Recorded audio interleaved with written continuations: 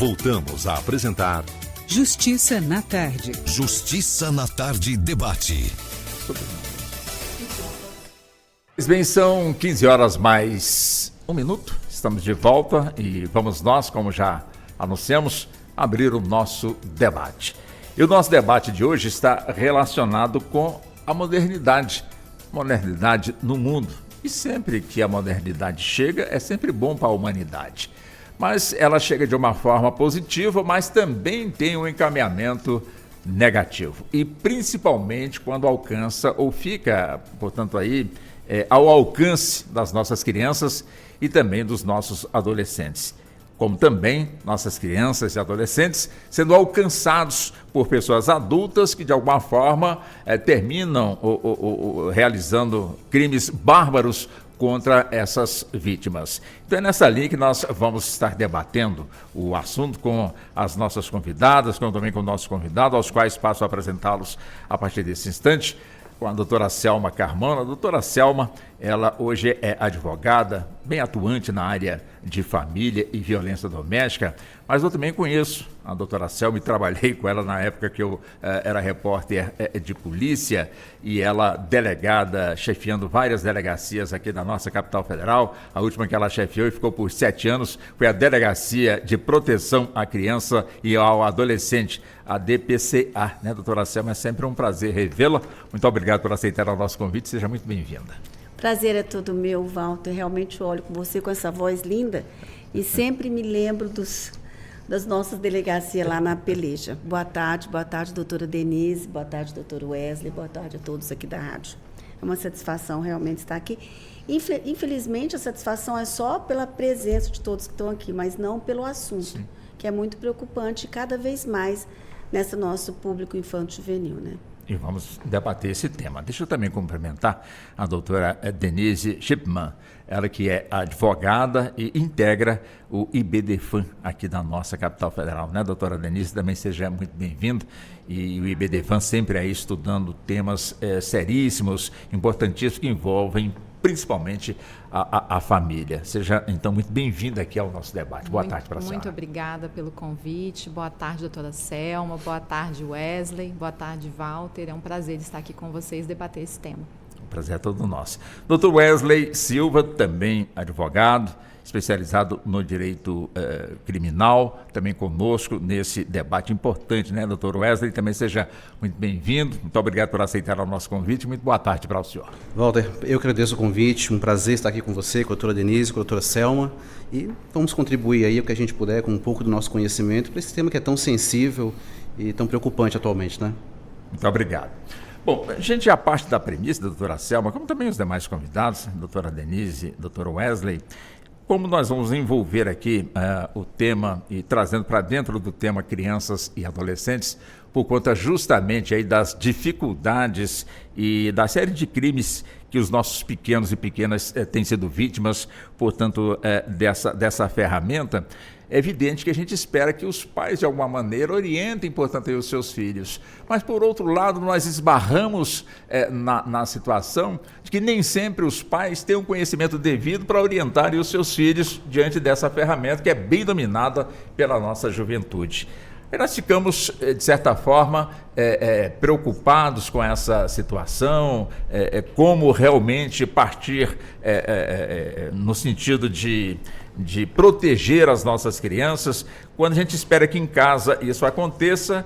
Não estamos aqui também generalizando, mas boa parte da nossa população, os adultos da casa não têm o conhecimento devido para poder ajudar as nossas crianças a se protegerem. Partindo dessa premissa, como é que a gente pode avançar nesse tema, doutora Selma? Eu acho que é o que está começando a ser feito, de uma forma, como a gente estava conversando antes mesmo de começar esse nosso debate, de uma forma muito engatinhada ainda, né? Porque o prejuízo já é muito grande com relação ao nosso público infanto-juvenil. Inicialmente, com relação ao esclarecimento e com relação ao monitoramento de celular. Criança abaixo de 14 anos não pode ter celular, na minha concepção. É difícil? É. Esse monitoramento tem que haver. Eu louvo as escolas que elas regularam a questão do não uso de celulares. E as crianças estão, de certa forma, os alunos, até mais leve, pelo menos é o que você escuta, e eu não vi nenhuma pesquisa em sentido contrário, que as crianças interagem mais umas com as outras. Então, assim, de certa forma, a gente não vê as crianças brincando, crianças que eu falo já adolescentes, acima de 12 anos, brincando entre si, senão pelo celular. Às vezes a gente vai num próprio restaurante e vê uma criança no celular e os dois pais também conversando pelo celular. Então, vamos começar aqui do celular e dessas redes sociais. A comunicação via WhatsApp, às vezes, é até necessária, mas ela tem que ser monitorada. Com quem que você está falando? Não pode o pai e a mãe achar que ele não tem o direito, que seria uma invasão. E não pode os filhos acharem que eles têm que se colocar nessa posição. E outra coisa, tem que alertar que acima de 12 anos, eles respondem. É um ato infracional análogo ao crime. Suponhamos, estou aqui o doutor para reforçar isso, suponhamos que haja uma ameaça. Eu vou te pegar fora da escola, em uma mensagem de WhatsApp. Isso é um crime de ameaça. Para o adolescente, é um ato infracional. E isso tem que dizer na escola. A ameaça se faz de qualquer modo, e um instrumento utilizado por redes sociais é um crime. E vai ser responsabilizado. Isso é muito importante, é sutil, mas eles têm que sentir o ônus de se utilizar e não essas redes sociais. Nudes, falar mal, praticar injúrias, bullying, né, doutora? Racismo, qualquer tipo de preconceito. E isso tem que as escolas se imbuírem disso também. Né? Como eu estava falando, em primeiro lugar, a família, e supletivamente a sociedade-estado, como diz na nossa Constituição e replicado no nosso Estatuto da Criança, é dever de proteção integral às crianças e adolescentes. Então, tem essa ordem, família, sociedade, Estado. É muito importante essa ordem. Então, a família tem que monitorar. Se a família está falhando, a sociedade tem que entrar, seja ela por intermédio dos conselhos tutelares e por intermédio das instituições organizadas, escola. Então, a gente tem que começar daí e mostrar para esses adolescentes que eles também têm uma responsabilização nessas condutas. Se eles estão combinando a questão de álcool, questão de tráfico, questão de compra e uso de maconha, de qualquer outra droga, eles são responsáveis.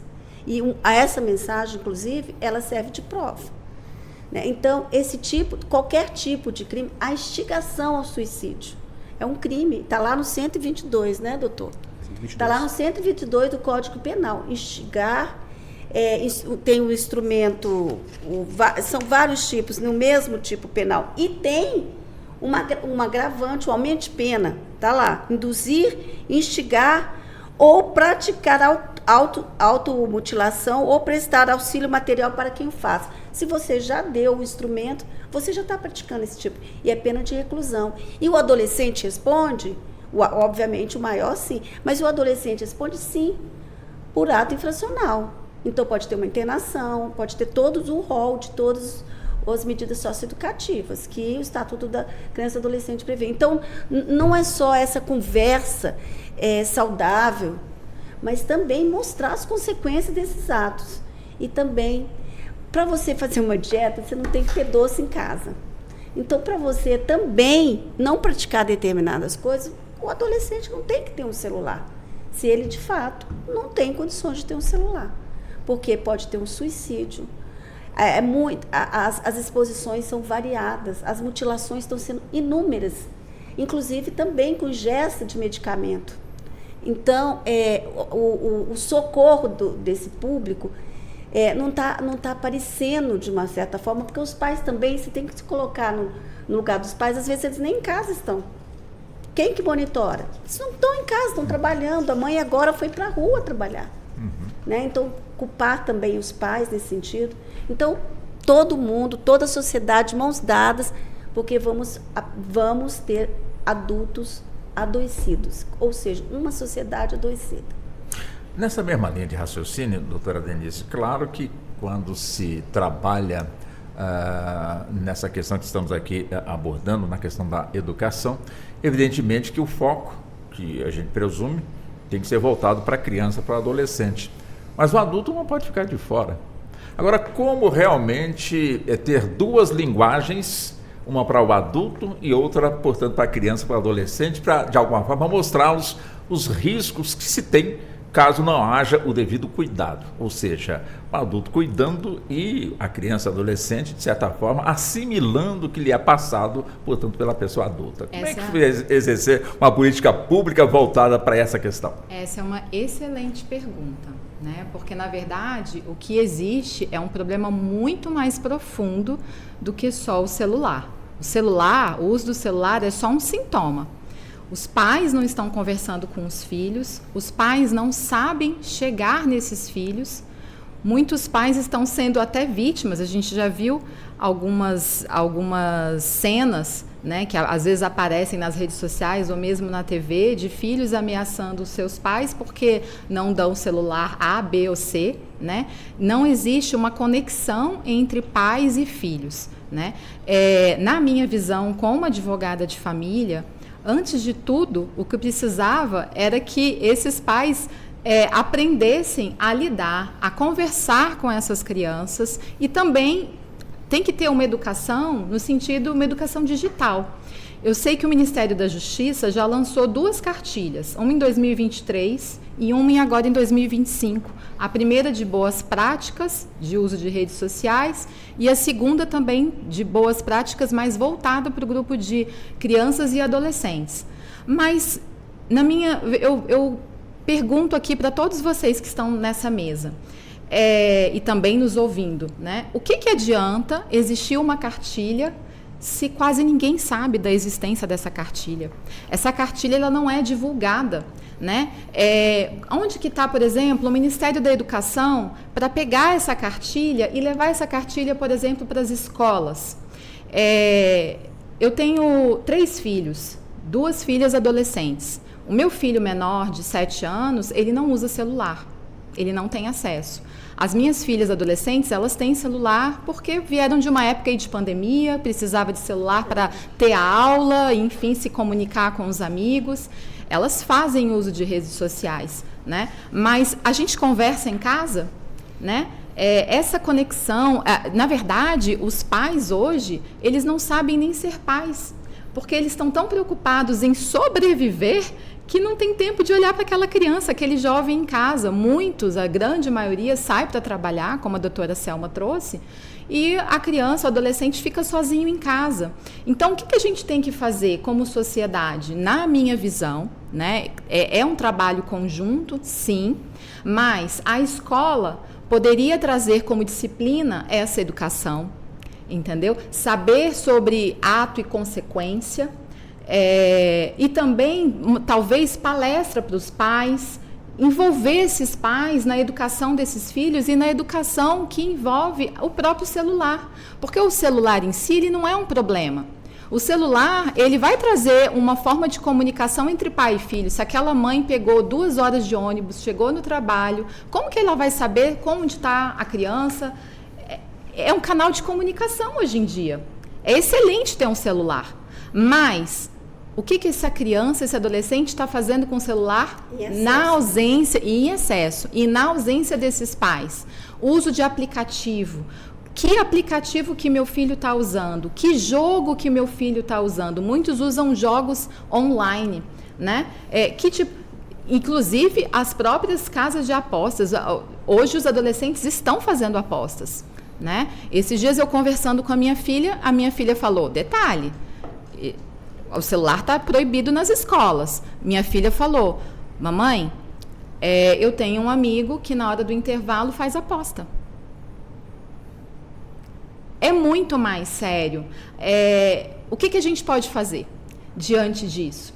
A gente tem que ensinar, tem que fazer palestras nas escolas para saber ato e consequência, tem que também ensinar esses pais e fazer um trabalho realmente conjunto. É um problema muito maior do que só eliminar o celular.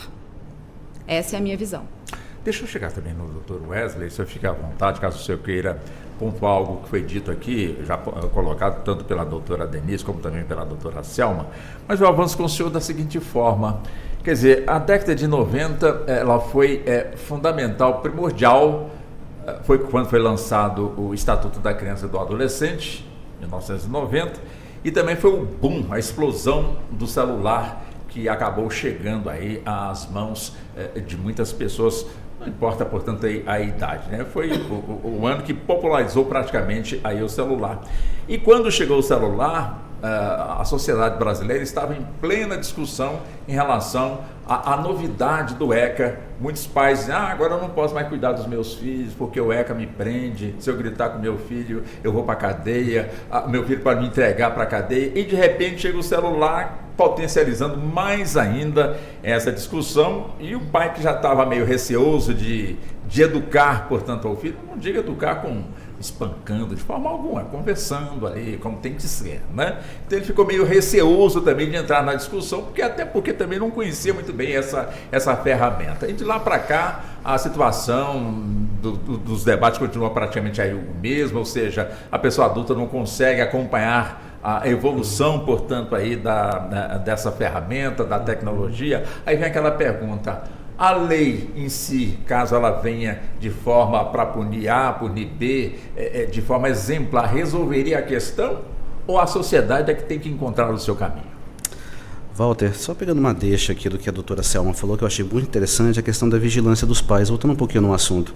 Mas eu sou da opinião que para vigiar os filhos da gente não pode haver pudor. Não tem que ter pudor para vigiar os nossos filhos.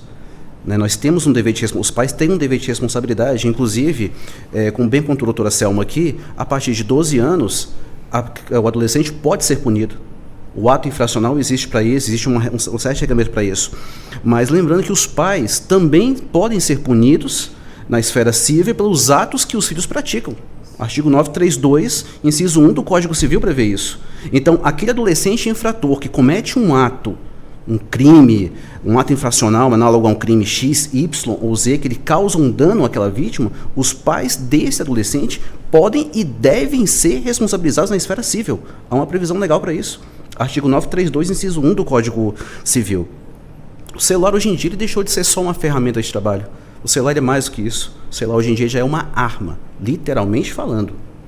Nós podemos citar aqui uma infinidade de crimes que são cometidos através desse aparelhinho bonitinho aqui, que hoje em dia praticamente, não diria que 100%, mas quase 100% da população mundial tem o seu aparelho de telefone. O celular lançado nos 90, na década de 90, como bem você pontuou, quase ali semelhante ao ECA, que é de 1990.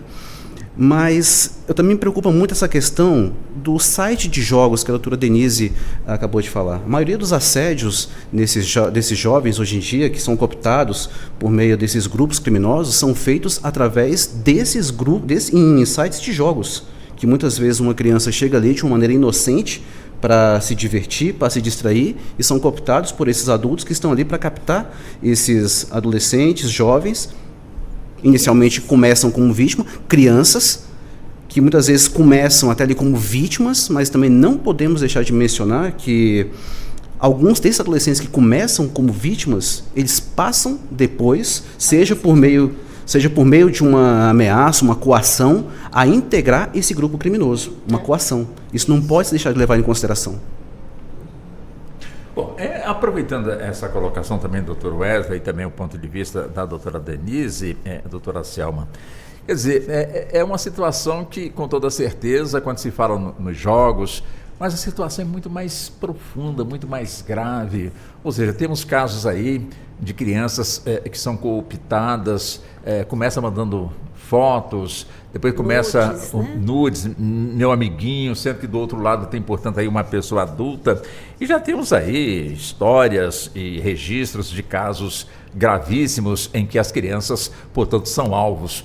Tivemos um caso aqui na nossa capital federal, bem recente, uma menina que, de certa forma, na Ceilândia, acabou perdendo a vida porque acabou seguindo aí um passo a passo e acabou, portanto, aí perdendo a vida. O que a gente percebe é que aconteceu, vamos debater e depois a coisa esfria, doutora Selma. É muito triste isso, a gente lamenta muito isso. Eu acho que políticas públicas, elas têm que ser no gerúndio, fazendo, acontecendo, sabe? Ela não pode parar. Tem que haver políticas públicas das pessoas envolvidas, né? No caso aí dessa menina, pode até também vir esse personagem da representante da sociedade civil, inclusive o próprio pai, os envolvidos, como aconteceu, e pode vir sim do estudo de caso dessa natureza, entendeu? E essa questão que o doutor Wesley trouxe, eu tive a oportunidade de trabalhar 7 anos na Delegacia de Proteção e depois fui transferida para a Delegacia da Criança, ou seja, da criança e adolescente, onde são apurados atos infracionais praticados por adolescente. E teve um caso que me marcou muito, de um menino que era vítima reiterada, né? Aí no caso do padrasto, e depois ele virou um adolescente infrator. E eu estava fazendo uma especialização na Universidade de Brasília e até utilizei esse como estudo de caso, dos estudos de casos que eu fiz. Então, a gente tem que brecar enquanto elas são vítimas, porque depois elas se passam por adolescentes infratores.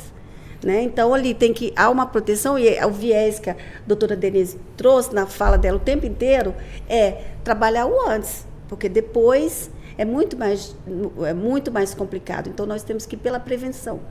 A prevenção é com palestras, também, nós temos aqui a Maria da Penha Vai à Escola, que ajuda muito nesses casos, que são vários órgãos envolvidos, temos diversas olhares, universidades, estão todos, o Tribunal de Justiça, o Ministério Público, tem muitos órgãos envolvidos, tanto a Polícia Militar, o Corpo de Bombeiro, e isso é muito importante. Agora, o mais importante é trazer isso para o poder, do Poder Executivo para o Poder Legislativo. Eu ainda acredito na eficácia da norma, porque o que acontece é que nós temos várias normas, várias e boas normas, nosso Estatuto da Criança é vanguardista, e às vezes não é colocado em prática. E essas normas podem vir também, como bem disse a doutora Denise, do Ministério da Educação.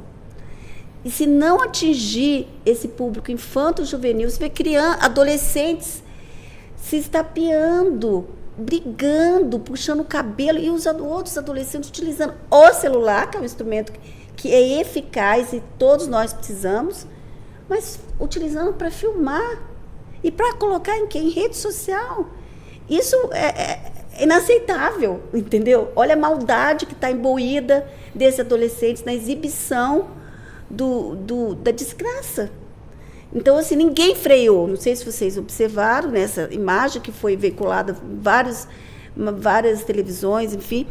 Então, eu acho ainda que é a prevenção, mas, assim, urge que seja, não é aquele debate maçante, aí reúne de novo, aí reúne outra vez. Não é esse debate. Tem que ser um debate rigoroso, e eu ainda acredito na punição, infelizmente. Acredito na punição. Tem que ter o debate, tem que ter a prevenção e, posteriormente, a punição. Não tem outra forma de frear essas condutas. Não tem. É muito adulto, né, imputável, envolvido nessas práticas, essas questões de pedofilia. A Polícia Federal faz um trabalho fantástico. A doutora Rafaela, que é a delegada, nós trabalhamos juntos na Polícia Civil, e ela faz um trabalho fantástico que não é divulgado, porque envolve menores, mas não é divulgado. É um trabalho fantástico com relação à pedofilia.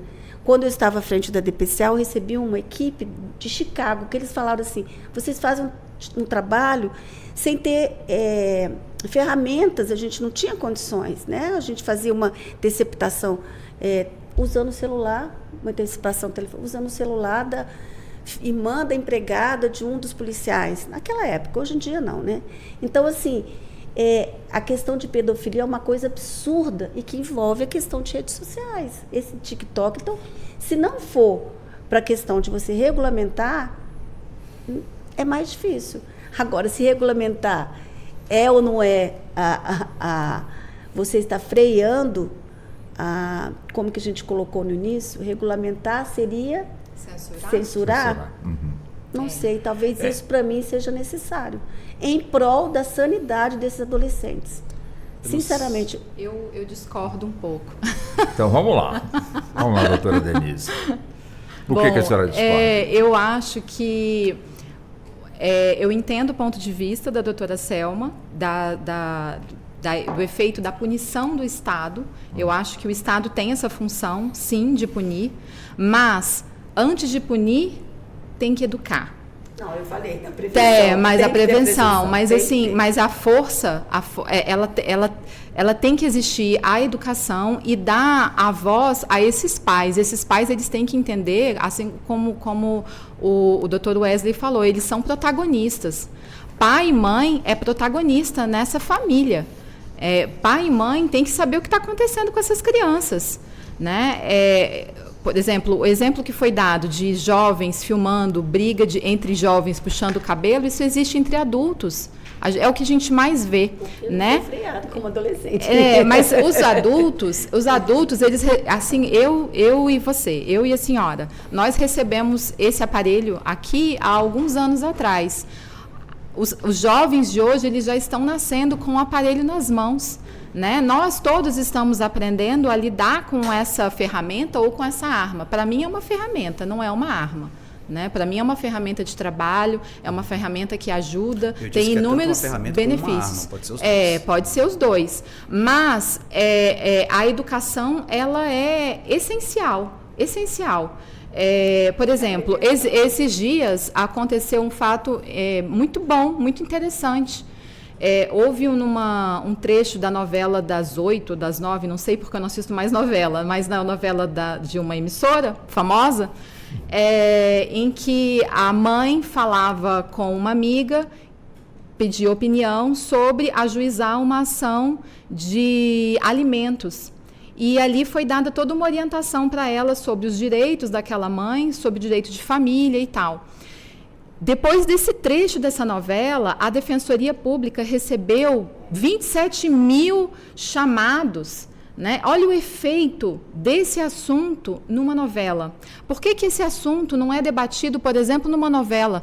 Por exemplo, a série Adolescentes da Netflix, não sei se vocês assistiram. Fantástica, ela acendeu um debate sobre essa matéria aqui que a gente está conversando hoje, né? Um jovem que se afastou dos pais, entrou nas redes sociais, ali ele se sentia confortável e ali ele começou a ter alguns atos delinquentes que culminou no fato final, né? Que foi um assassinato e ali desencadeou toda a série. O que aconteceu ali? A ausência dos pais, mais uma vez. Então, assim, a gente volta para uma questão muito profunda que ninguém está olhando, né? O que as escolas podem fazer? O que a televisão pode fazer? O que as novelas podem fazer? Há algum tempo atrás, a gente via, por exemplo, chamadas nos canais de televisão sobre o uso de cigarro, o uso de álcool. Mudou, por exemplo, como que seria comercializado o cigarro. O cigarro não ia ser mais não seria mais visto como algo de status. Como a publicidade foi toda modificada. Por que tudo isso não é conversado, gente? Porque tudo isso não pode ser colocado? Mas veja bem, doutora Denise, eu só fazer uma observação, pegando um gancho da senhora dessa questão do cigarro e do meu contraponto. Primeiro, como eu trouxe lá do Estatuto, é família, sociedade, Estado. Essa família tem que ser funcional, tem que presente. Só que se ela não funcionar, tem a sociedade, Estado. É isso que eu trouxe. Mas, veja bem, antigamente a gente ia num boate, né? Eu, por exemplo, você ia em boate e você saía com a fumacinha de todo mundo, fumava todo mundo em qualquer lugar. Você não fuma num restaurante por quê? Porque é proibido fumar no restaurante. Porque se não fosse proibido, quem é fumante fumaria no restaurante. Regula. É isso. A senhora entendeu, doutora? Entendi, Tudo claro. que a A gente falando, concorda. eu concordo perfeitamente. Deixa eu colocar uma pimenta aqui. Você entendeu? O Dr. Wesley. Adorei esse seu exemplo, porque Muito a legal. evolução veio e só a mesma forma poderia ser com relação a não vai utilizar celular na escola e eles estão ficando mais desintoxicados. A verdade é essa. O interessante... Pois não. Pegando um pouquinho o gancho do que a doutora Denise falou, a questão das veiculações, propagandas. Uns anos atrás, também não me recordo agora o nome, uma novela televisiva também, de uma emissora famosa, ela trouxe um garoto, um personagem da novela, que ele era vítima daquele desafio da baleia azul. Não sei se vocês se recordam desse episódio. Baleia Azul era um desafio, que eram 50 desafios propostos, e o último era o suicídio. Né? E houve uma grande demanda com relação, até várias vítimas aparecendo com relação por causa desse personagem, que era um garoto, um adolescente de 14, 15 anos, que ele conheceu o personagem, a Baleia Azul, que a gente via que era ali um assediador, que ele cooptava pela internet, que ele não sabia quem era, mas que ele tinha uma intimidade com essa pessoa. Essa pessoa propunha os desafios para ele com base nesse desafio da Baleia Azul. Eu acho que isso fica de reflexão para a gente também. Mas uma outra reflexão também que eu gostaria de apontar, ou seja, falamos muito aqui sobre as políticas públicas, o que a sociedade, de que forma ela deve agir, as autoridades, de que forma o Estado também deve agir, enfim. Mas nós estamos aqui falando como se estivéssemos tratando do caso do aborto. Fazendo uma comparação rápida aqui. O aborto a gente sempre acusa a mulher. Por que ela fez? Mas e o homem que nunca é alcançado no debate quando o assunto é aborto? O que eu quero dizer nesse nosso debate aqui sobre essas questões que nós estamos abordando aqui, dessa internet e outras coisas mais? Por que nós não colocamos na discussão as Big Techs? Ou seja, elas que têm os seus programas, elas que desenvolvem, elas tipo assim, se virem vocês por aí que eu não tenho culpa não. E quando a justiça vai em cima, eles sempre estão dão... no debate. Sim, estão em debate, mas estão tentando escapar justamente das responsabilidades. São as mais gravemente responsáveis. Pois é, e existe alguma legislação que consegue chegar nelas e punir? É o que eu estou pedindo aqui. Eu acho que tem que ser regulamentado. Tem que ser regulamentado. É difícil? Aí eu realmente não entendo. Não, o mundo todo está debatendo esse assunto. Eu não entendo, mas é uma regulamentação muito rigorosa, sob pena dos nossos jovens. Nós temos uma sociedade adoecida. Mas já está adoecida, Entendeu? doutor Wesley. Adoecida já e está. aí, cadê? Fazer aqui um adentro, com relação Muito talvez a mais, me corrijam se eu estiver errado, por favor, que a gente está aqui para aprender, sobre essa rede social chamada Discord.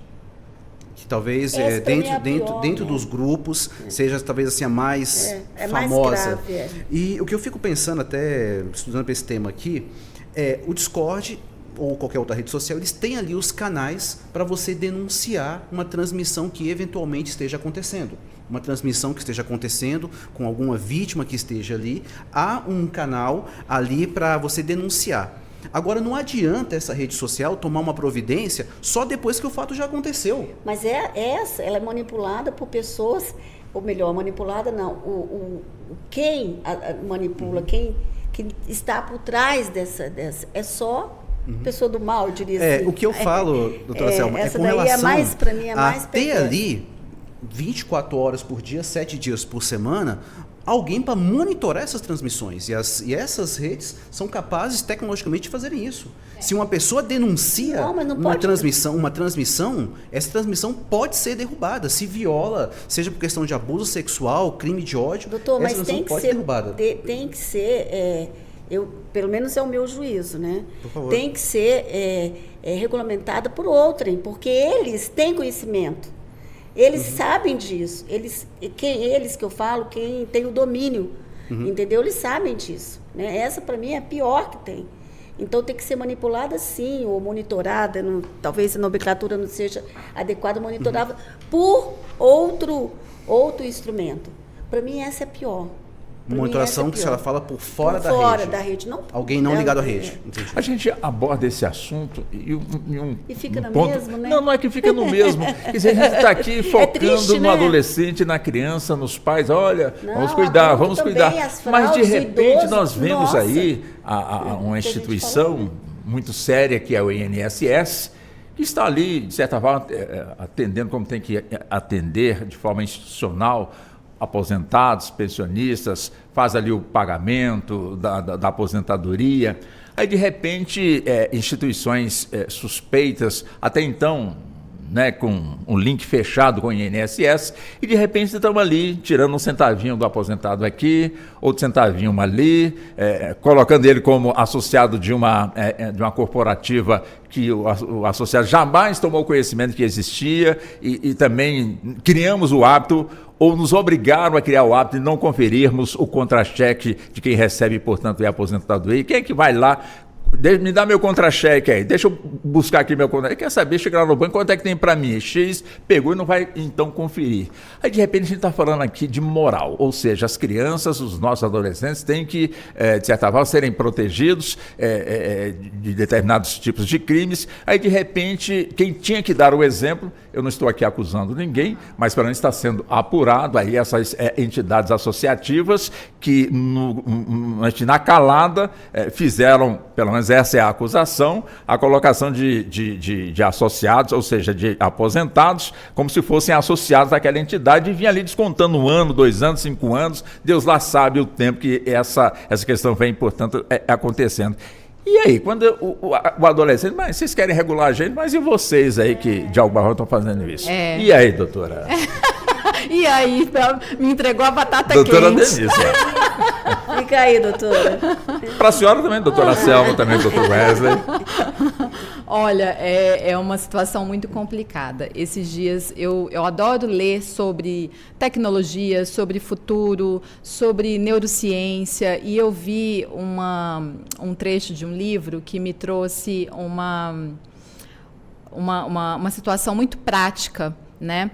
Você deixaria o seu filho... Eu vou te devolver a pergunta, tá?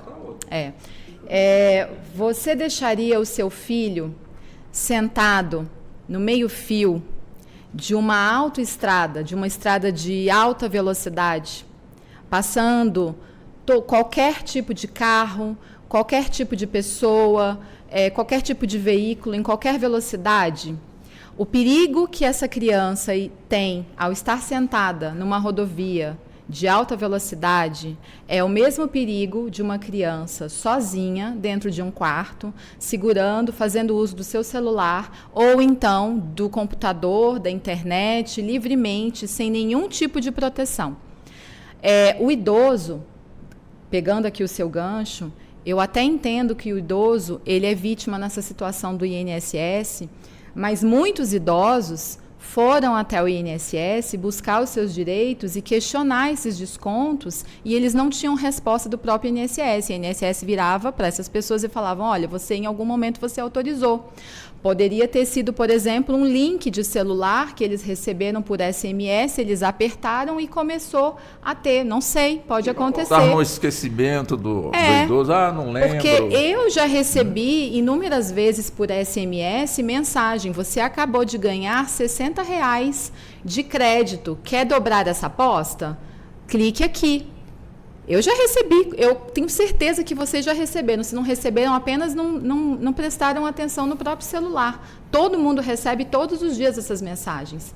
Cadê a regulação, por exemplo, para essas casas de apostas? E aqui a gente está debatendo vários temas junto, né? Mas cadê a regulação para essas casas de apostas, por exemplo, para não mandar esse tipo de mensagem para todas as pessoas? Porque se você pega uma pessoa vulnerável que não almoçou e de repente ela ganhou R$60 e ela pode dobrar a aposta e ganhar 120, gente, isso é fantástico e é muito fácil. E você jogar toda essa responsabilidade para cima de uma pessoa extremamente vulnerável é desumano. Da mesma forma que você está deixando essa responsabilidade para cima de um idoso acamado que, de repente, começou a ter os seus descontos ali na folha de pagamento, na folha do benefício. Agora, jogar a responsabilidade desses jogos ou dessas situações todas das redes sociais para os jovens também não é razoável, porque você não pode deixar o jovem ali na beira da estrada, no meio-fio, entende? Então, assim, no final das contas, o que a gente está lidando aqui, essa situação global, porque não é uma situação que envolve só os adolescentes, a gente tem idosos que também são vítimas, nós temos pessoas que são vítimas de golpes de celular. Então, tem muitas questões, muitas questões.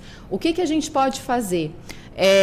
Eu acho que sim, por exemplo, chamar essas big techs para essa discussão seria uma solução.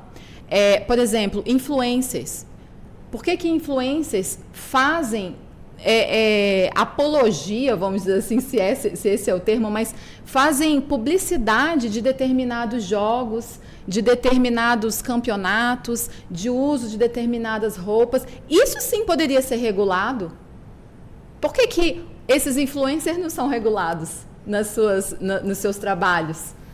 Entende? Entendo. Entende? Se isso já é um problema de saúde pública, porque, por exemplo, os jogos, as bets, hoje em dia a gente sabe que é um problema de saúde pública, o vício em jogo, né? E a mesma coisa, o vício em jogo sem ser de aposta, mas em jogos, crianças que estão jogando o tempo inteiro e não saem dos seus quartos e viram à noite, né? Uma moça aqui do Goiás, uma moça casada, inclusive, que ela até fugiu de casa porque ela tinha contraído uma dívida muito grande em jogos, nesses jogos bets. Ela tinha contraído mais de 15 mil reais, ela chegou até a fugir de casa, deixou o marido para trás, a família, porque com vergonha. Dessa dívida que ela contraiu. E ela se perguntando como é que eu consegui contrair uma dívida como essa. Então não precisa, às vezes, nem ser um idoso, às vezes nem um adolescente. Toda pessoa está sujeita a isso. Todo mundo. Eu e você, é só começar, né? É só começar. Então, assim, para não começar, o que a gente tem que fazer? Já que liberou, o que a gente pode fazer para regular? Extinguir? Tirar? Será que é a solução? Não é. É regular. Doutora Selma, quer dizer, fazendo também aqui uma comparação, a senhora, ao longo da carreira como delegada de polícia, e uma delegada exemplar que, com toda certeza, acompanhei bem a carreira, exemplar, humana, e que trouxe realmente muita qualidade para a nossa polícia, não que as demais autoridades não estivessem, a senhora contribuiu, aumentando mais ainda, portanto, com o que transformou a polícia de Brasília, uma das melhores, portanto, do nosso país, né? Então, eu lembro perfeitamente que uma das grandes lutas da polícia era combater a contravenção. Jogo do bicho, por exemplo. Quer dizer, hoje a gente nem se fala mais em jogo do bicho. A gente pensa que ele está aí de forma clandestina, mas está. Ao passo que outras modalidades de jogos cresceram, como foi dito agora pela a doutora Denise. Enfim, quer dizer, fazendo um paralelo, pensando lá atrás, eu corri tanto atrás para poder acabar com essa questão do jogo de bicho que nunca acabou, e de repente entra uma dezena de modalidades de jogos. Será que eu enxuguei gelo no tempo que eu era delegada? Como é que a senhora imagina e traça um paralelo dessa questão, doutora Selma? A questão do jogo do bicho, da contravenção em si, eu acho que tem uma coisa atrás, que é o que a gente está falando aí de um vício, né? Talvez pela evolução das coisas, dos acontecimentos, as coisas vão deixando de ser importantes, vão sendo descriminalizadas e vão passando outras a serem criminalizadas. Então, no caso do jogo do bicho, eu tive a oportunidade de ver gente na sarjeta, né? Então, assim, não foram muitos episódios, mas na sarjeta, a pessoa totalmente viciada. Como é, às vezes, o carteado, apostado, como são as questões das apostas. E a gente está tratando aqui também do mais, do excesso. A gente não está tratando aqui do uso do celular, do uso do computador de uma forma normal, saudável. Sim. A gente está falando do Pix.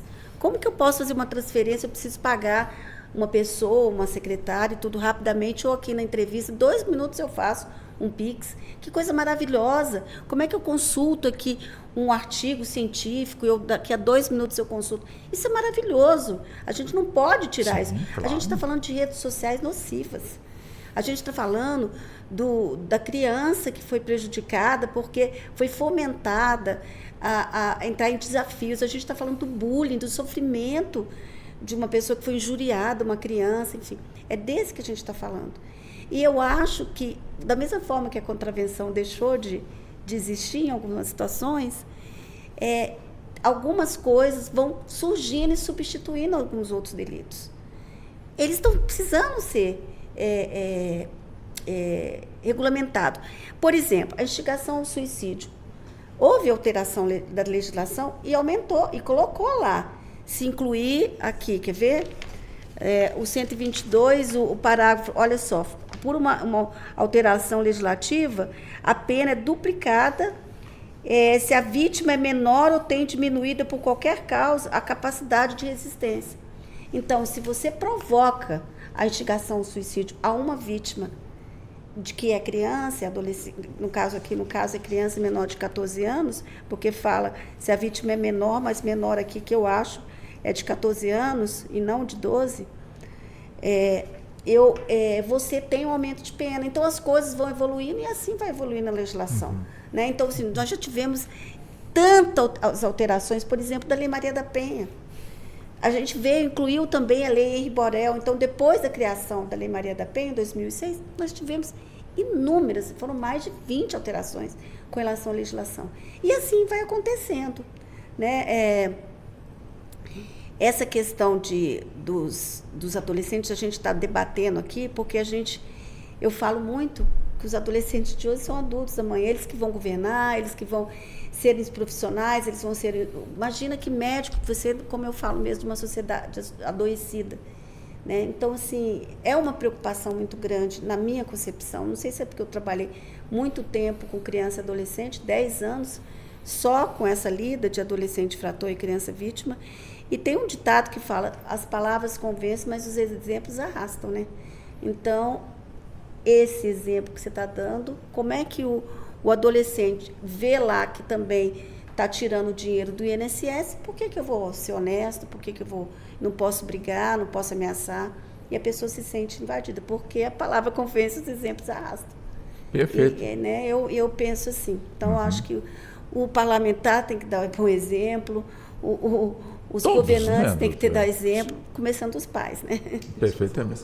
Eu lembrei de agora de uma frase que eu vi no mural da minha escola, eu estudei a vida inteira em escola pública, que era educar a criança de hoje para não ter que punir o homem de amanhã. Eu acho que talvez a gente tenha que educar essas crianças de hoje para não termos que punir os homens e as mulheres de amanhã, que é o que está acontecendo. Exato. Por exemplo, eu já trabalhei nesse projeto da Maria da Penha Vai à Escola. Eu fui em algumas escolas, fui treinada no Tribunal de Justiça, participei de algumas palestras em escolas públicas para ensinar os alunos, e olha, muitos deles já sabiam os significados de vários tipos de violência, né? Eles sabem identificar. E por que não fazer um projeto desse tipo voltado à educação nesse mundo digital que a gente está vivendo, né? Na escola das minhas filhas, volto a falar, ano passado, não apenas os professores, mas os próprios alunos tiveram uma série de palestras sobre esses temas, inclusive com a presença da Polícia Militar de Brasília, né, debatendo sobre essa questão que a doutora Selma bem trouxe aqui, sobre o ato e consequência, né, o que pode acontecer com os adolescentes que se envolvem nesses problemas de cyberbullying, enfim, uma infinidade. Agora, a regulação, se ela é necessária, talvez seja, mas a gente tem que olhar como que está esse projeto de lei agora. Não sei se vocês... Acabou que a gente conversou e a gente não trouxe muito sobre o projeto de lei 3224/2024, que institui a Campanha Nacional de Utilização Consciente da Tecnologia Digital, que se destina a incentivar o uso ponderado e responsável de jogos eletrônicos, redes sociais, programas computacionais, softwares e similares conectados à internet ou à rede de comunicações e da outras providências.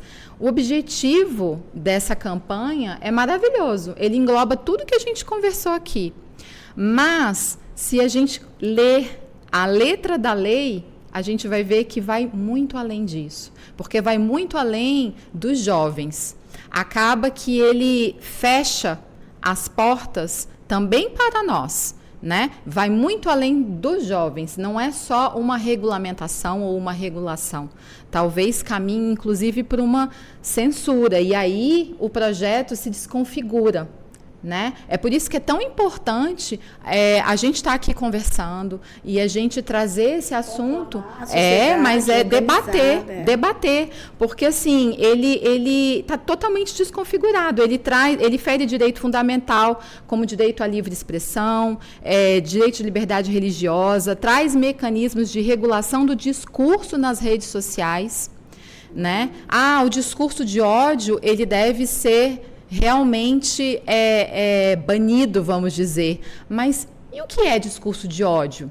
Porque se ficar muito subjetivo, quem que vai definir o que é o discurso de ódio? Porque daqui a pouco, só eu dizer que não gosto de você vai ser um discurso de ódio. Só eu dizer que eu não concordo com a sua opinião, pode ser configurado um discurso de ódio. Então, assim, a gente tem que trazer esse assunto para não deixar essa legislação de uma forma tão aberta, porque ela fica perigosa, né? Ela acaba atingindo direitos que vão muito além daqueles que estavam originalmente previstos, que no caso seria a proteção de crianças e adolescentes, pois ele vai ferir também direitos nossos, que somos adultos. Agora, doutor Wesley, quer dizer, diante do que nós pontuamos aqui, e evidentemente um debate rico, onde a gente tenta encontrar uma saída, mas está difícil, né, de vislumbrar uma saída. Aí me veio aqui à mente um trecho da música do Raul Seixas, Pare o Mundo que eu quero descer, né? Porque realmente está tudo muito complicado, né? Aí a situação. Mas é evidente que nós não podemos desistir. Quando nós colocamos nós não podemos desistir, é de fato a humanidade. Não tem como regressar, ou seja, acabar com o que chegou em termos de modernidade. Nós temos, portanto, que, de certa forma, avançar. Aí eu pergunto ao senhor, o senhor que é da área criminal, uma pessoa que é flagrada, responde, portanto, aí um processo, com direito, portanto, à sua defesa, mas acaba sendo condenada, essa pessoa condenada, vamos colocar aqui por um crime de pedofilia, e que usou a internet para poder avançar na prática, portanto, desse delito.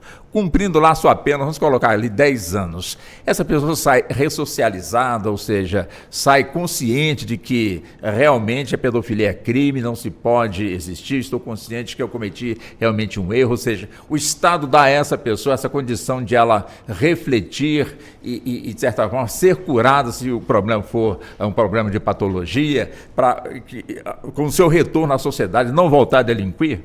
Eu estou com uma delegada aqui do meu lado e eu vou dizer para vocês o seguinte.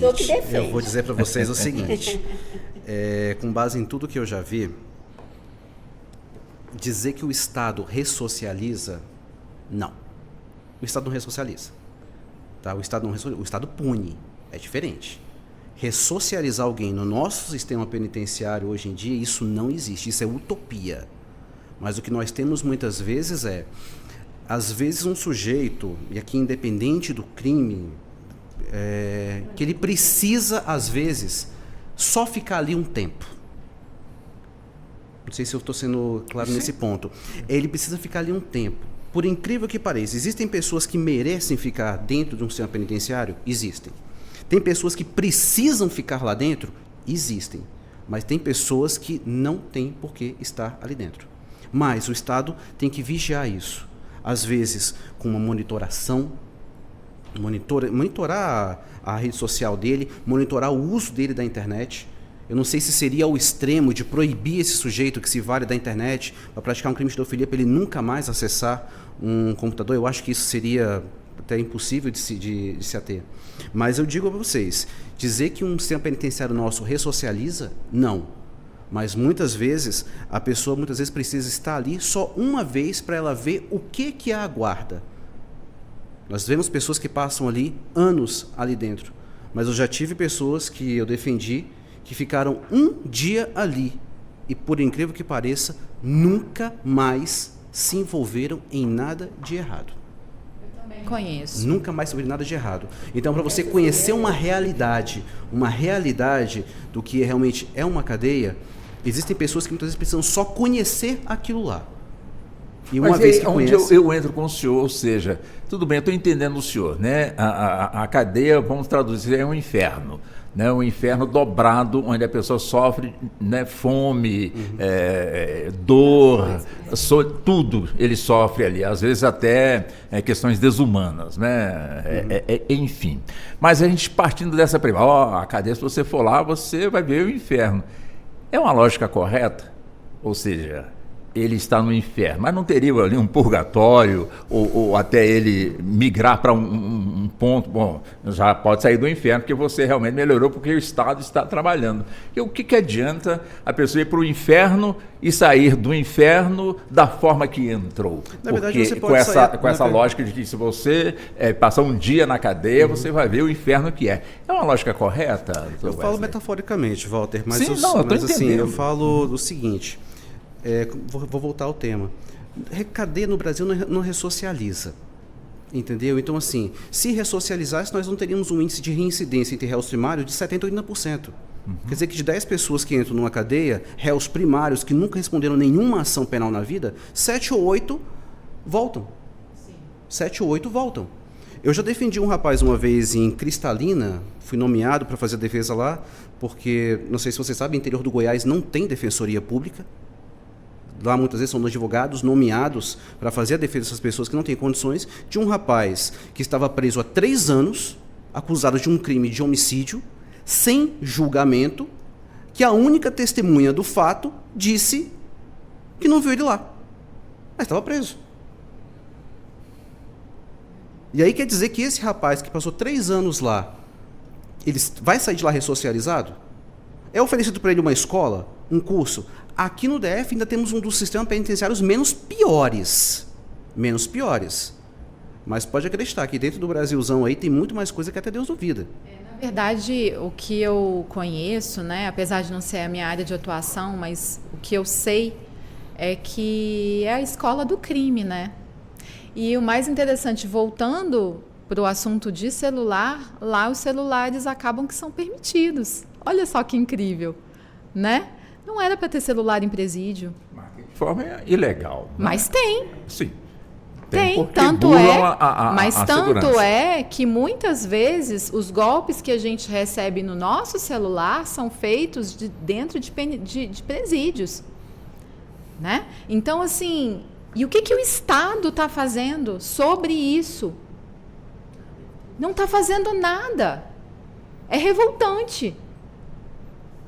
Existe um projeto muito bonito em Minas Gerais e no Rio Grande do Sul, que era o das APACs.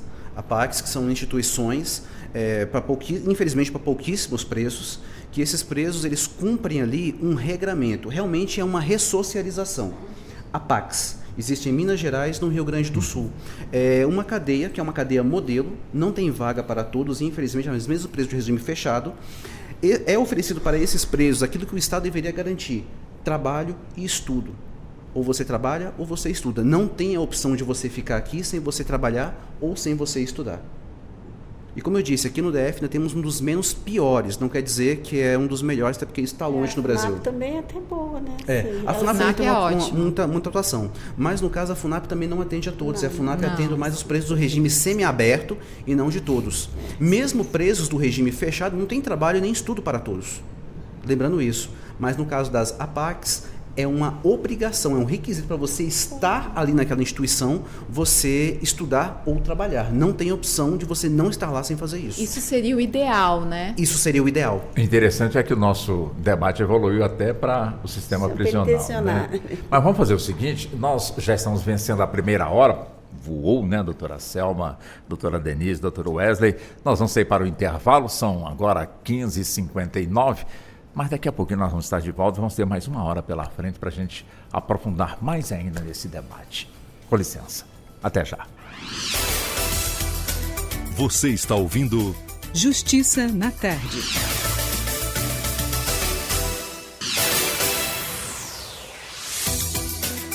Voltamos a apresentar Justiça na Tarde. Justiça na Tarde Debate. Pois bem, são 16h mais 2 minutos, estamos de volta, já na segunda hora do nosso debate. O debate hoje, nós estamos aqui, claro, avançando em várias linhas, mas o foco são os crimes virtuais, como incentivo à automutilação, estupro virtual, conteúdos violentos. Isso tudo voltado, essa série de barbárie, voltado, portanto, para as nossas crianças e também para os nossos adolescentes, que têm sido vítimas desse processo e a ferramenta, portanto, aí, a internet. E com os nossos convidados, estamos aqui debatendo o assunto. Será que tem um caminho? Qual seria a solução? Então, estão aqui conosco a doutora Denise Shipman. Eu só pronuncio o nome dela só uma vez aqui para não errar, né? Estou certo, doutora? Falou direitinho. Então tá bom. Então ganha nota 10? 10. Então tá. Estamos também com o doutor Wesley Silva, também advogado, especializado no direito criminal, e também com a doutora Selma Carmona. Doutora Selma, que é advogada também, atuante na área de família e violência doméstica. Doutora Selma, hoje aposentada, depois de bons serviços prestados à nossa Polícia Civil aqui da capital federal, como delegada de polícia, e durante muitos anos, né, chefiou também a Delegacia da Criança e também do Adolescente. Doutora Selma, eu volto justamente com a senhora, doutora Selma, e justamente o foco também para as nossas crianças e adolescentes. Tivemos recentemente aí, já foi dito no primeiro bloco, no caso, a proibição de celular, portanto, aí nas escolas. Evidentemente que boa parte da população aceitou, mas ainda estamos tendo episódios de violência e quem está pagando justamente por isso são os professores, que vêm, portanto, apanhando, sofrendo agressões verbais, físicas, quando não são de alunos, são também dos parentes, portanto, aí de alunos. Ou seja, quer dizer, como foi dito também aqui pela doutora Denise, trazendo esse debate para dentro da escola, como disciplina, inclusive, trazendo também o aluno, aquele que é mais experiente nessa questão, para ser um monitor, um ajudante também do professor, incentivando. Será que resolveria alguma coisa? Será que teríamos, portanto, uma população adulta, através desses jovens, mais consciente da melhor maneira de utilizar, portanto, esses equipamentos eletrônicos, como também se defender de armadilhas que geralmente também vêm acontecendo? Eu acho que ajuda bastante. Eu acho que os professores não podem ser reféns de alunos, né? E o que a gente percebe isso quando se trata de escola pública, eles sofrem ali, não tem uma relação de consumo, mas quando se trata de escola particular, muitas vezes os professores não denunciam. Eles não fazem o registro de uma ameaça sofrida pelo aluno, eles não registram em relação justamente para evitar algum ruído nessa relação de consumo que existe. Isso eu deparei muito em muitas ocasiões, quando eu estava à frente da Delegacia da Criança e do Adolescente. E eu fiz parte também do Instituto Educar, né, que é nossa procuradora atual, doutora Selma, e mais o outro procurador, que foge aqui, a gente fazia, junto com a Polícia Militar, a gente dava palestra nas escolas.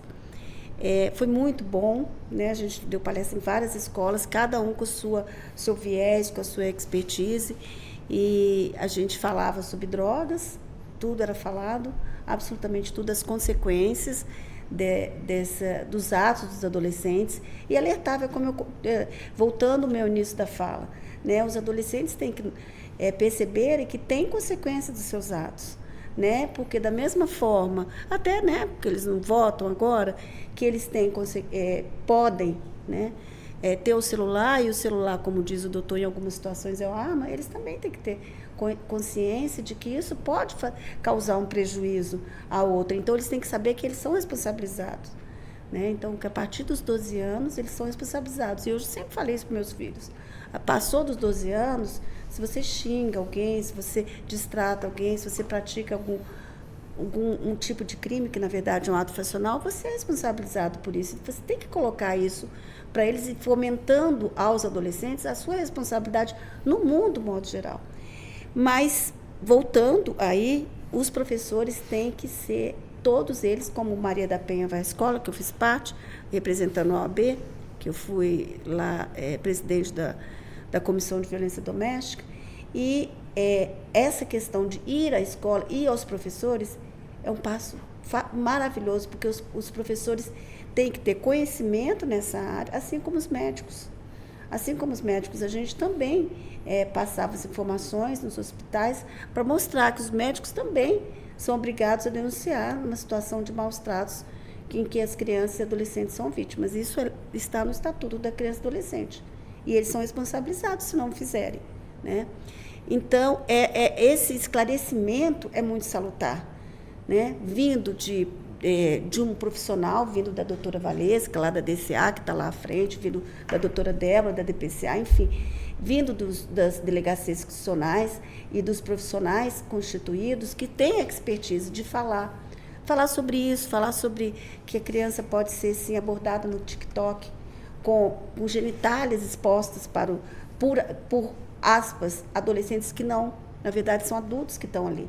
Isso eu deparei muito quando eu estava na DPCA, que as imagens que eram mandadas não eram de meninos, não eram de adolescentes, muitas vezes eram de adultos. Então, assim, essa roupagem, essa conversa franca, diz que parece que na Bélgica tem um trabalho fantástico que eles fazem com relação a esse respeito que se tem com relação ao corpo docente, corpo discente nas escolas, sabe? E tem que começar daí, né? Não que primeiro na família, mas a família muitas vezes está envolvida até pelo sustento, na busca do sustento. Como é que eu te dou um castigo? Não solta pipa, eu vou trabalhar. Como é que eu vou falar não solta pipa, eu vou trabalhar se eu não estou monitorando, que eu estou lá trabalhando, não tem ninguém vigiando essa criança, esse adolescente. Então, assim, a gente tem que ter compaixão dos pais em algumas situações também, né? Em algumas situações também os pais... Eu já tive à frente de uma mãe que falou uma frase para mim que eu nunca me esqueci na delegacia.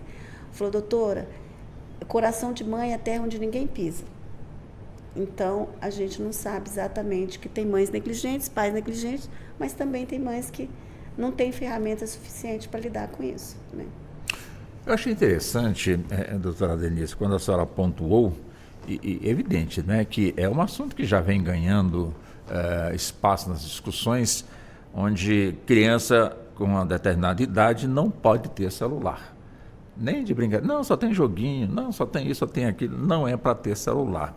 E a senhora em casa tem uma criança que não tem celular. Quer dizer, tem que se convencer os pais a, de certa forma, a terem essa atitude, ou o convencimento é na criança de que ela ainda é muito pequena para ter um celular em mãos. Como é que... As duas coisas. O primeiro é o pai que tem que ser educado, né? Eu entendo que quando a gente se torna pai e mãe, ninguém sabe ser pai e mãe, né? A gente não tem uma escola de pais. Não tem um manual, né? Não tem manual. Mas hoje em dia existe uma literatura imensa a respeito disso. A respeito dos perigos da internet, por exemplo. O que fazer em situação de uso de drogas ou de início da sexualidade do jovem, né? O que esses pais podem fazer se eles não têm aonde procurar? Gente, a informação, ela existe, mas, claro, tem que ter o interesse desse pai e dessa mãe de procurar o melhor para os seus filhos, né?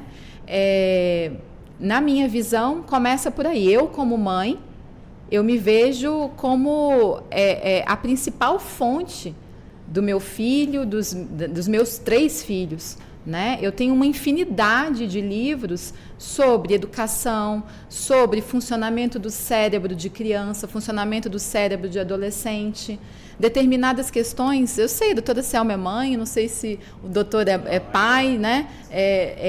A gente sabe que determinadas coisas os jovens simplesmente eles demoram a captar a informação. A informação chega, mas parece que não entra naquela cabecinha. A gente tem que repetir 1000 vezes. Por que será que essa informação não entra, né? Por que será que a gente tem que repetir tantas vezes as mesmas coisas? Gente, o cérebro do adolescente é um cérebro imaturo, né? Se a gente sabe que esse cérebro ele é imaturo, que ele só vai se tornar maduro aos 24 anos, quem que tem que comandar esse espaço? É o pai e a mãe. Então, é ele que tem que ser o protagonista dentro de casa. É ele que tem que dizer não para o filho. É ele que tem que mandar, né? É ele que tem a ordem suprema ali. Então, assim, na minha visão, é por aí que começa. Agora, voltando um pouquinho, né, a pergunta que até foi trazida da doutora Selma, eu vejo que a visão dela é sempre muito bem pontuada. Eu conheço também alguns professores que já foram vítimas de ataques aí de alunos e realmente esse é um problema da nossa sociedade, né? São crianças, jovens, adolescentes que estão sendo criados soltos. Eles não têm esse pai e essa mãe para dar essa orientação. Então, ele está como um cão desculpa aí a analogia, mas um cão sem coleira, né? Ele tá reagindo ali, ele vai fazer o que ele quiser dentro daquela sala de aula. Mas a gente também tem situação de jovens que são vítimas de professores. Temos muitas situações assim. Ano passado me chegou no escritório uma situação de uma mãe com uma jovem adolescente, numa escola aqui de Brasília, né, em que um professor chegou junto dessa menina, né, de uma forma que ela nunca tinha sido assediada por um homem adulto. Né? A sorte dessa menina é que a psicóloga da escola viu, porque senão, talvez, infelizmente, seria a palavra dela contra o professor adulto, que o adulto que ia negar, obviamente, mas a psicóloga presenciou, ela percebeu e ela acolheu aquela menina caiu no choro, porque ela nunca tinha sido... nunca nenhum homem tinha chegado junto dela, né? Uma moça de 15 anos, né? Uma menina de 15 anos, de uma escola particular. Então, assim, é um ambiente seguro. Nós colocamos nossos filhos em um ambiente seguro. E o que a gente deve fazer diante de uma situação dessa, né? Essa situação não acontece só numa escola pública lá do fim do mundo. Não, ela acontece dentro de uma escola particular numa capital federal. Ela pode acontecer, sim. E o que a gente pode fazer? Então, eu fui junto a essa escola, junto dessa mãe, fomos até a direção, fizemos reuniões, foi aberto um processo, acabou que não configurou nenhum ato, né, ilícito, não aconteceu nada de pior, né? A menina que acabou ficando muito assustada, porque jovenzinha, né? Não tinha maturidade, ela não sabia nem como se comportar diante daquela situação, ainda mais num recreio de escola. Mas o que a escola pode fazer? Né?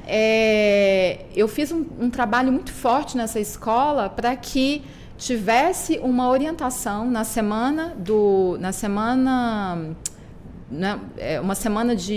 para os professores, que é dado, onde tem várias palestras, né, durante as férias, que esse tema fosse abordado, né? Como que os professores devem se comportar com alunos, homens e mulheres.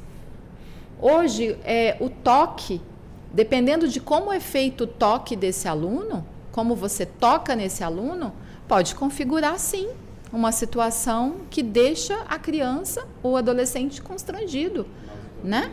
Me permite, por favor? Dr. Wesley. Obrigado. Eu estou defendendo atualmente um professor, né, de uma escola, de uma rede particular aqui do DF, e é um caso bem peculiar. É um caso de importunação sexual. A diferença é que esse suposto crime aconteceu no corredor da escola, no horário do intervalo, no horário do recreio. E, de fato, tem uma câmera de segurança, é o vídeo dele chegando, se aproximando dessa adolescente que estava junto com uma colega de classe. As imagens mostram que não acontece nada. A colega que estava com ela afirma que não aconteceu nada, mas houve um toque dele no ombro. E esse toque no ombro desencadeou um gatilho nessa adolescente, porque ela já vinha de um caso de abuso sexual que aconteceu dentro da casa dela. Olha só. Por coincidência, na época da pandemia, a mãe saía para trabalhar, ela organizou ali, que seria aquelas resenhas de adolescentes em casa, ela foi estuprada nessa resenha, e o professor, que ele tinha mais de 10 anos lecionando na escola, ele chega e faz isso na aluna. Um contato, como se fosse um professor, um amigo, sim, e isso desencadeou um gatilho nela. E ela o acusou de importunação sexual. O professor foi demitido depois de 10 anos na mesma escola. Claro, deram para ele a opção: ou você é demitido por justa causa, ou você pede a sua demissão agora. Sem amparo nenhum de uma escola que ele ficou por mais de 10 anos, sem amparo nenhum do sindicato. Esse ele está firme ainda, mas e com um detalhe: isso aconteceu pela manhã, ele foi preso pela tarde. Eu acho que eu soube uma desse situação caso. Que seria de flagrante. Conseguimos a liberdade dele no dia seguinte, mas ele responde ao processo até hoje, por causa de um gatilho que foi acionado quando nós temos uma única testemunha que disse que esse fato não aconteceu e temos uma filmagem da câmera do corredor que mostra não havendo nenhum toque ali libidinoso nessa adolescente. Então, fica essa questão do gatilho. Mas nós temos aí, então, duas situações, né? São duas situações um pouco diferentes, porque, por exemplo, no meu caso, teve testemunha, né? E graças a Deus, uma testemunha que trabalha na escola, né, e que viu tudo e graças a Deus estava presente, ficou presente comigo em todo o passo a passo, né, porque eu aproveitei ali o gancho de criação de diretoria, de criação de uma estrutura para falar sobre a questão do bullying, do cyberbullying. Eu falei, vamos tratar desse tema aqui também, coloque esse tema aqui na escola também, para os professores, porque é uma forma, inclusive, do professor se defender, entende? O professor, ele pode se defender, mas ele também tem que saber se portar, porque a gente tem que pensar que o professor, ele não é o vilão. O vilão é a exceção, gente. O vilão é a exceção. Ele é muito mais refém, isso eu posso assegurar, porque tem professores que abusam, tudo, mas ele é muito mais refém. Claro. Vocês viram na imprensa um professor de uma escola lá de Taguatinga, isso aconteceu acho que semana passada, uns 4, 5 dias isso, ele discutiu com um aluno dentro de sala de aula, ele pediu para o aluno sair de sala de aula, depois da aula o aluno sai perseguindo ele pela rua. Isso lá em Taguatinga. Acho que na Comercial Norte de Taguatinga. E aí vem aquela questão dos colegas filmando e o aluno começa a estapear o professor no meio da rua. Isso era 6 horas da tarde. Passada. Os professores, eles estão reféns. Eu tenho uma cliente de um processo que não tem nenhuma relação com todos esses assuntos aqui, mas ela é professora também de escola pública numa cidade satélite. E eu lembro que quando ela passou no concurso, ela ficou extremamente feliz, né? Ela é revisora de textos e ela dá aula de literatura, de redação, e ela passou na UNB, né? Ela fez faculdade na UNB, então ela queria passar essa experiência dela para os alunos, né? E quando ela começou a lecionar, a diretora começou a ter reclamações dela, porque ela é uma excelente professora e uma professora forte. Rígida. E a diretora, rígida, a diretora virou e falou assim, olha, para o seu bem e sua segurança, reduza. Nós temos determinadas, então, assim, é complicado, determinadas né? profissões, como não está sendo debatido agora a questão da educação nas escolas, como também temos essa mesma discussão na área da saúde, onde nós temos, portanto, adolescentes que precisam passar pela consulta médica. E, evidentemente, fica sempre aquela dúvida dos pais, entro, não entro, deixa que o filho ou a filha fiquem mais à vontade. Por outro lado, o médico consciente, evidentemente, que ele vai ter a sua secretária ali do lado para evitar qualquer tipo de discussão. Mas não deveria ter, se é que eu esteja muito atrasado e não tenha conhecimento, uma conduta de ética, um protocolo onde as pessoas devem seguir, ou na escola, ou no serviço médico, quando o paciente, ou o foco é realmente a criança e adolescente, doutora Selma? Tem, né? Tem, inclusive, da parte do próprio CRM, do Conselho Federal de Medicina, no caso. Ótimo. E o próprio estatuto fala que, no caso de você observar se a criança... Porque, às vezes, o padrasto, o pai, quer entrar também para acompanhar a criança, porque ele está envolvido, entendeu? E aí a criança não vai narrar, mas a criança tem o direito de ser acompanhada, assim como o idoso também tem, em caso de internação, enfim. Eu já tive casos lá na delegacia de um pedófilo, né, de um hospital, que ele era gastro e ele dava Dominide para as crianças. Era médico? Médico, pediatra, um gastropediatra, e abusava das crianças.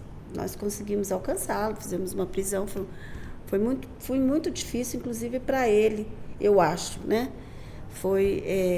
Então, eu tenho um filho que é médico, eu sempre falo, eu sempre alerto isso, porque esses cuidados a gente tem que sempre ter, sabe? Tem que ter muita cautela. Mas ainda volto a falar, a responsabilidade dos profissionais da área de saúde, seja qual for a área, e dos profissionais da área de educação, eles têm dever, pelo estatuto, de comunicar qualquer suspeita de maus tratos. Então, eles têm todo o protocolo nesse sentido.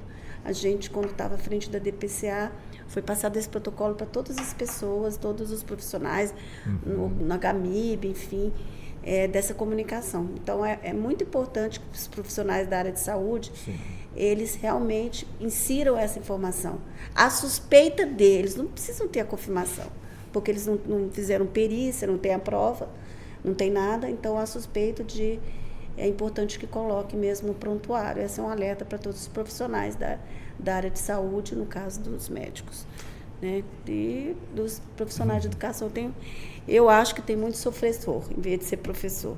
Eu entendo ainda que tem muito professor que são reféns.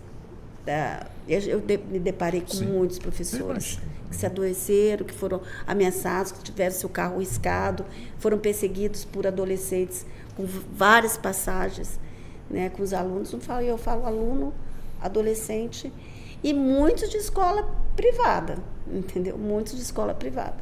Entendo.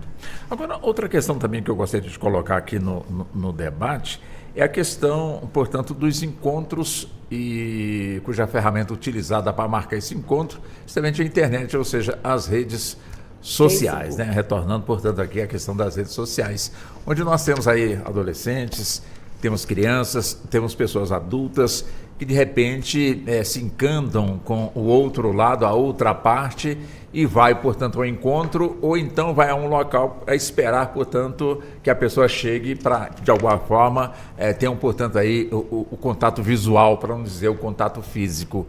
E, infelizmente, temos casos aí que pessoas desaparecem, são sequestradas, são assassinadas, crianças de alguma forma também são raptadas, enfim, quer dizer, quando a gente chega neste ponto, Dr. Wesley, nesse debate aqui, para as pessoas fiquem conscientizadas dos riscos que elas correm quando, como desconhecido, achando que conhecem muito bem, de repente a pessoa do outro lado passou-lhe informação falsa e outras coisas mais, na realidade não passa de uma pessoa do mal, que quer realmente prejudicar, fazer o mal, portanto, é essa pessoa. Nós temos crianças, temos adultos, temos pessoas idosas, onde geralmente são vítimas desse tipo de ato. E aí, como fazer para não cair nessas arapucas?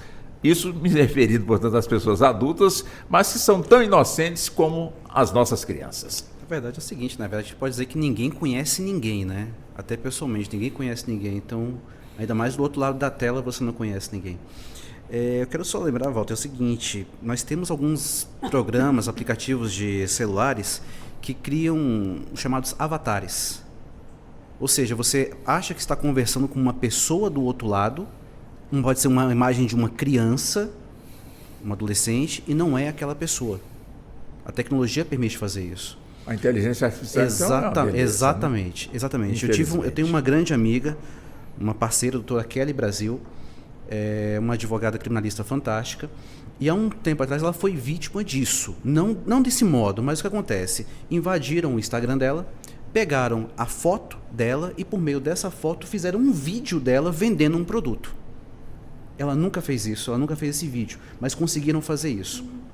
Então, muitas vezes o adolescente está conversando com aquela pessoa que ele acha que é, mas não é uma pessoa, pode ser um adulto, pode ser uma pessoa mais velha, pode ser um outro gênero. Então, assim, a regra básica, se me permite dizer, não vá. Simplesmente não vá. A regra básica é desconfiar sempre. Olha, você não fala com... a gente aprende na infância, não fale com estranhos. Então, é a mesma coisa também não fale com estranhos também. Mas, assim, quer satisfazer aquela curiosidade? E a gente sabe que o adolescente é curioso, não dá, infelizmente, para amarrar e segurar dentro de casa. Não vá sozinho. Primeira coisa, não vá sozinho.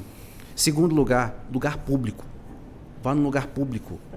Um shopping. Para todos. Isso vale para todos. Isso vale para adolescente, vale para homem, vale para mulher. Vai num lugar público e nunca vá sozinho. Eu acho que a regra básica é essa. Saiba, avise para alguém que você está saindo de casa, avise o seu trajeto. A gente faz quando pega um Uber, por exemplo. Você pega um Uber, quando você entra dentro, quando você está dentro num Uber, você compartilha, você diz para quem você está falando. Então, a mesma coisa. Quer satisfazer aquela curiosidade? Ok. Não vá sozinho, vá num lugar público, informe uma pessoa da sua confiança, seu trajeto, com quem você está, com quem você está indo, a hora que você está saindo, aonde está indo, aonde está voltando. Isso ajuda muito, tem as pessoas desaparecidas. Essa é a regra lá de casa na década de 80 e 90. Sim. Eu só saía de casa deixando na porta da geladeira o lugar que eu estava indo, com quem eu estava indo, o telefone da mãe e do pai, da menina, né, do menino, do amigo, com quem eu estava saindo. E dependendo, né? os pais não autorizavam ainda. Exatamente. Eles então, não assim, não, eu só saía de casa com autorização. Eu não era rebelde. Mas, assim, o que eu quero dizer vale a mesma regra daquela época, né? Informe as pessoas do seu círculo social, né? Para onde você está indo, com quem você está indo, qual que é a sua intenção, enfim. Né? As pessoas têm que se proteger. É um senso de autoproteção, né? Não é que você esteja abrindo a sua vida para todo mundo. Não, você está se protegendo, né? É diferente. Se proteja, porque é isso que o doutor trouxe.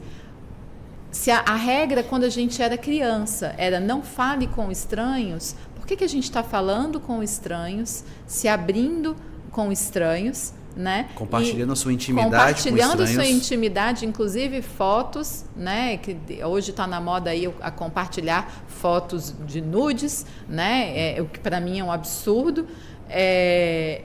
E ainda conhecer de fato, né? Quer dizer, ninguém é proibido de conhecer pessoas novas, mas realmente o mundo mudou. Esses dias eu vi um gráfico, achei interessantíssimo, que ele rodou aí o WhatsApp, as redes sociais, achei muito bacana.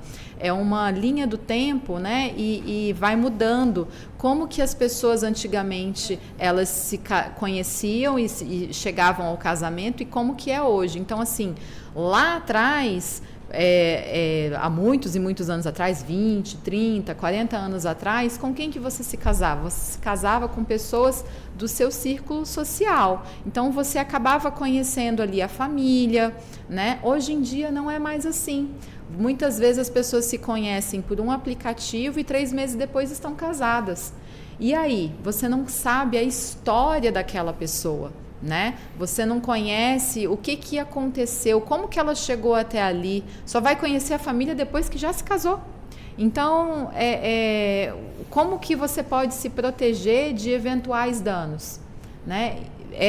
Começando pelo básico. Na área de família também não é regra de que você namora 10 anos e continua casado durante Não é, né? Até porque as pessoas mudam, né? As relações às vezes leva a vida inteira para conhecer uma pessoa. Né? Então, assim, o que dirá você conhecer uma pessoa pela internet? Também, é muito importante, sabe, Walter, que as pessoas que estão nos ouvindo e tudo, assim, se deparar com alguma coisa suspeita, denunciar. Nós aqui no Distrito Federal, por exemplo, e nas outras capitais também, mas aqui no Distrito Federal, a gente tem uma delegacia eletrônica. Sim.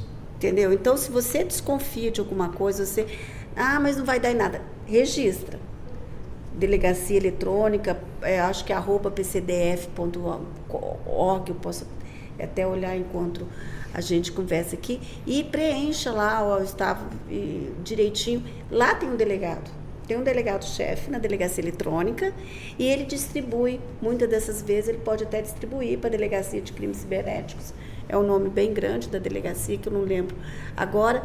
E que isso também tem que ser notificado, porque é muito subnotificado, essas questões de crimes que ocorrem na internet. Então, às vezes, a pessoa não quer se dirigir à delegacia ou não quer... mas é importante essa notificação, mesmo que desacredite no aparelho policial, na investigação em si. Pode ter certeza que vai ser investigado. E não podemos deixar de falar também que muitas vezes com a abertura dessa intimidade, o envio do nude, por exemplo, de uma foto mais íntima, de um encontro, que muitas vezes esses adolescentes são captados, são ameaçados. Sim. Sim. Olha, ou você faz isso, ou eu vou mandar para sua mãe, vou mandar para sua escola, vou mandar para sua família, essa sua foto, vou mandar esse seu vídeo. E muitas vezes, igual até vi uma reportagem um tempo atrás, um pretenso assediador dizendo, eu sou seu dono. Eu vou fazer isso com você se você não fizer isso e aquilo outro. Registro. E aí tem a questão dos vídeos, da própria plataforma do Discord, essas transmissões ao vivo, de muitas vezes desses adolescentes que estão em formação, que não tem ali uma formação da sua personalidade ainda, ali sendo ameaçados. Então eles ficam muitas vezes entre a cruz e a espada.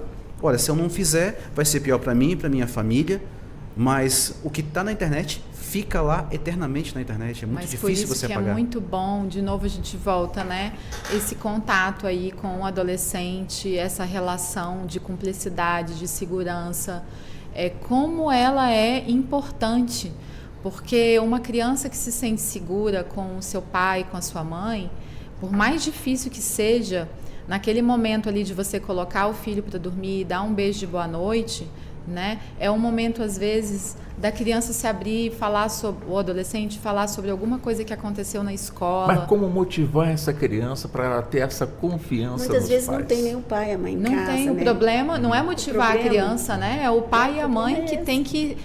Mas às vezes, né, doutora, a gente sabe que a gente atua na área de família, às vezes só está o pai ou está com convívio só com a mãe está envolvida com outras coisas, o pai está envolvido com outras coisas. Esse cenário perfeito, né? Família margarina não tem, doutor. Entendeu? Não existe. Raro. Não existe. É raro. Muito difícil. E também você atribuir isso por exemplo, 3 filhos eu também, né? E eu tirava um plantão de escala, né? Como é que você deixa o filho aí, né? Lógico, o pai maravilhoso e tal, mas isso aí, pensa as outras pessoas, as mulheres foram para o campo de trabalho, entendeu? É muito complicado. Hoje em dia é muito complicado. A tarefa da mulher não é só dentro de casa. Ela passou a ter uma tarefa fora, graças a Deus, mas para ter 150 anos, conforme a doutora Alice pontuou, que é uma pesquisadora em violência doméstica, para ter igualdade, mais ou menos, entre homens e mulheres. Biquíni, né? Entendeu? Agora, essa Por causa da pandemia. Essa cumplicidade, né, dos filhos com os pais. Quando nós já pontuamos aqui que há um distanciamento muito grande pelo fato do pai não conhecer realmente essa ferramenta da qual nós estamos abordando aqui, que é, resumindo, a internet, portanto, em si. Mas mesmo os pais que não têm essa convivência direta com os filhos, por conta dos seus afazeres, vamos imaginar dessa forma, né? E pouco encontra, portanto, aí com os filhos por conta aí dos seus trabalhos. Mas é importante que os pais insistam em buscar a confiança dos filhos, ou manter a confiança dos filhos, no sentido de conte para mim o que está acontecendo para a gente resolver a situação. Sim, mas por que ainda tem será que os pais têm medo ou têm receio dessa proximidade com os filhos? E os filhos, por outro lado, não querem, de certa forma, que os pais conheçam os seus segredos, porque, tem de tudo repente... um pouco. Sim. Quer dizer, não é diferente do nosso tempo lá atrás, do meu principalmente, não. quando não tínhamos internet, mas a gente dois. Também, né, doutora? Não, a senhora era uma jovem ainda, né? A gente tinha realmente aí esse distanciamento. O pai sempre ali, com aquela cara, se eu contar, eu vou apanhar, né? Então deixa eu ficar caladinho aqui. Quando na realidade é contar e o pai acolher, né, aquela situação. Quer dizer, onde é que está a dificuldade nisso? A dificuldade, para mim, na minha visão como mãe dessa atualidade aí, ela começa desde o comecinho, assim, quando as crianças... de berço, as crianças nascem, e a gente tem que estar presente que o adulto na relação somos nós, né? A criança, ela é um reflexo dos seus pais o tempo inteiro.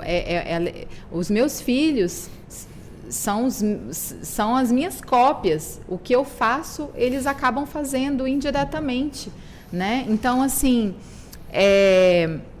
como que eu reajo às pequenas coisas? Eu vou dar um exemplo aqui. Se o meu filho deixa um prato cair no chão, né, coisa do cotidiano, um menino, deixou um prato cair no chão, o prato quebrou, o ovo estilhaçou, fez aquela lambança. Qual que é a primeira reação desse pai e dessa mãe? É gritar? É brigar? Bom, lá em casa, o que eu vejo, a primeira reação é o meu filho se assustar e ficar com medo da minha reação. Eu olho para ele e falo, calma, foi sem querer, caiu, né? Vamos limpar? E aí ele desaba a chorar porque ele ficou com medo da minha reação. Ele pensou que a primeira coisa que aconteceria seria uma bronca, né? Mas eu não briguei.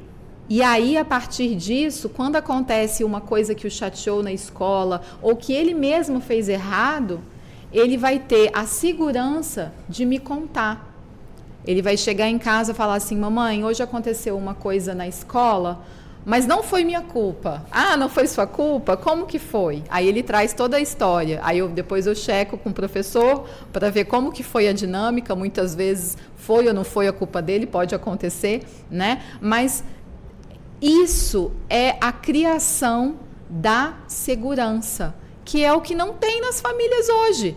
Porque por uma bobagem muito pequena, os pais estão impacientes, eles brigam, a criança corre para o quarto, já pega o celular e aí tudo começa, né? E aí esse distanciamento ele vai começando dali, de uma tenra idade.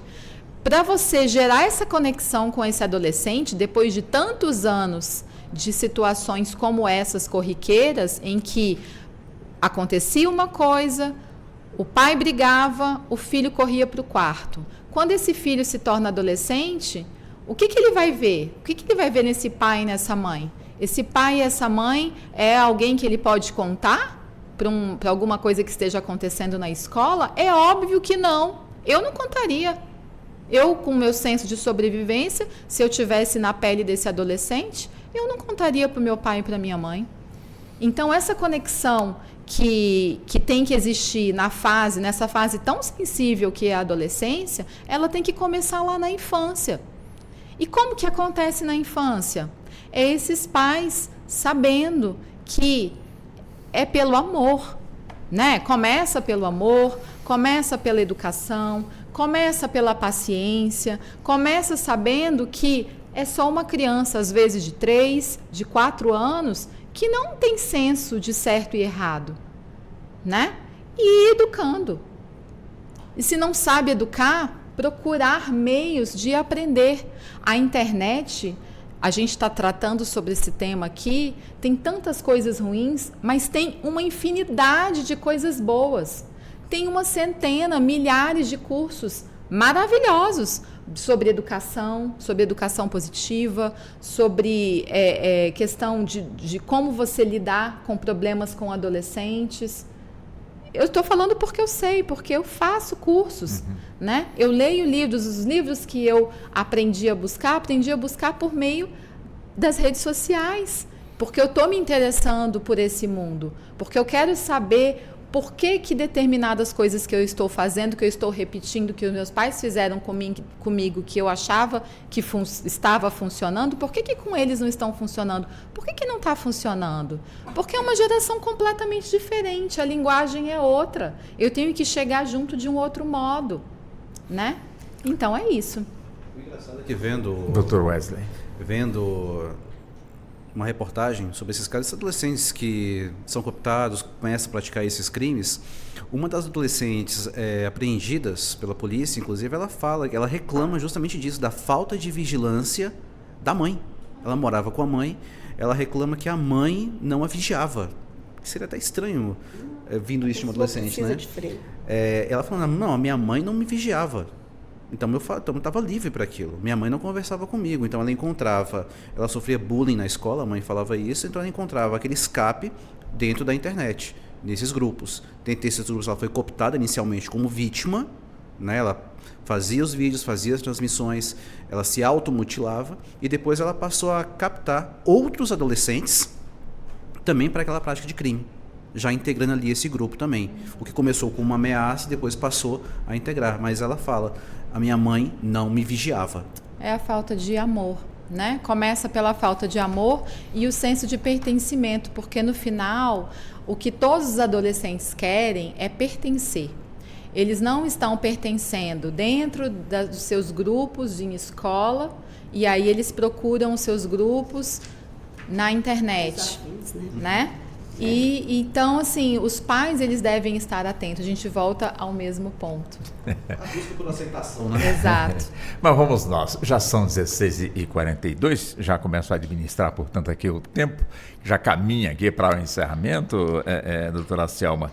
Eu deixo com a senhora o tempo de 4 minutos. A senhora fica à vontade para expor o que a senhora acha necessário, fique registrado nesse nosso debate de tanta coisa que nós abordamos em torno dessa questão e que foi dito realmente no início. Né? Quanto mais a gente fala, mais temos que falar para podermos entendermos realmente essa situação. Então a senhora fique à vontade nos 4 minutos, doutora Selma.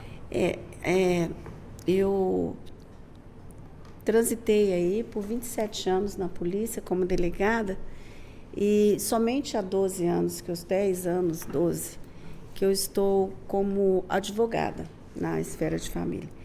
Mas muitas vezes que eu estava na polícia, eu achava que eu tinha a capa de Batman, na verdade de Batgirl, né? E eu tinha muita vontade de fazer diferente, sabe?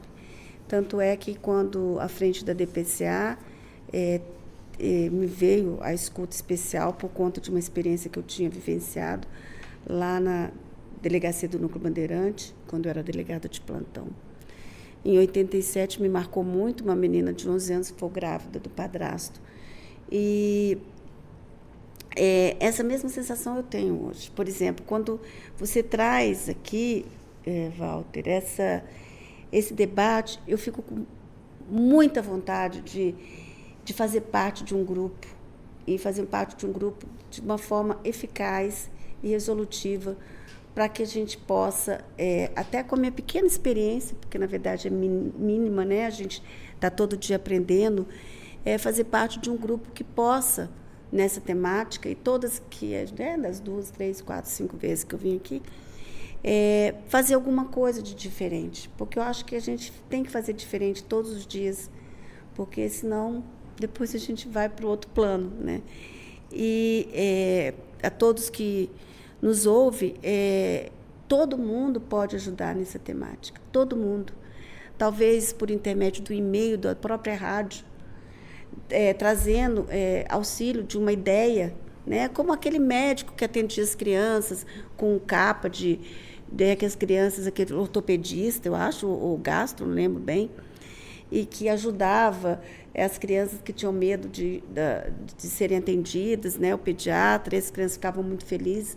Então, eu só tenho que te dizer que, no término desse programa aqui seu, me fica um acalento assim, de falar assim, puxa vida, como eu queria fazer alguma coisa, porque eu acho que eu tenho assim, um pouquinho de ideias, mas eu acho que a gente pode puxar toda a sociedade que nos ouve, para que essas pessoas escutem esses debates e tragam algumas informações, né? Algumas informações mais canalizadas para a questão do que a gente trouxe, voltada à questão das redes sociais, do Facebook. Eu não trouxe aqui, eu não falei aqui, mas eu trouxe algumas falas de adolescentes, do Igor, de alguns adolescentes, né? O André, que eles falavam como que o Hugo, que eles trouxeram umas falas que eram feitas pelo Facebook.